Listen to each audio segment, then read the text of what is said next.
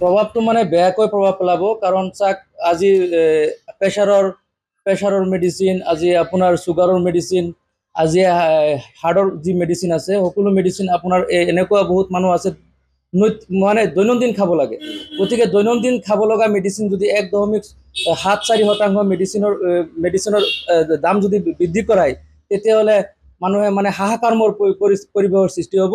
গতিকে অসম চৰকাৰৰ লগতে অসম চৰকাৰৰ স্বাস্থ্য বিভাগ লগতে নেশ্যনেল ফাৰ্মাচিউটিকেল প্ৰাইচিং অথৰিটিক আমি কাটৰভাৱে আহ্বান জনাইছোঁ, যাতে ঔষধৰ দাম বৃদ্ধি কৰিব নালাগে। সাধাৰণ জনতাই নহ'লে মেডিচিন খাব নোৱাৰে। আজি চাওক, ধনী মানুহৰ অলপ কথাটো বেলেগ হ'ব, কিন্তু দুখীয়া মানুহেতো মেডিচিন কিনিব নোৱাৰে। গতিকে দুখীয়া মানুহৰ কাৰণে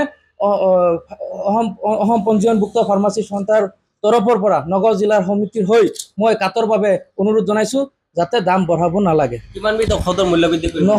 9বিধ প্ৰায় 9বিধ ঔষধৰ মূল্য বৃদ্ধি হ'ব। দুখীয়া মানুহেতো মানে এনেকৈ যদি দাম বাঢ়ি থাকে, দুখীয়া মানুহে মেডিচিন নাখাই মৰিব লাগিব, কাৰণ তেওঁলোকে মেডিচিন কিনিব নোৱাৰে।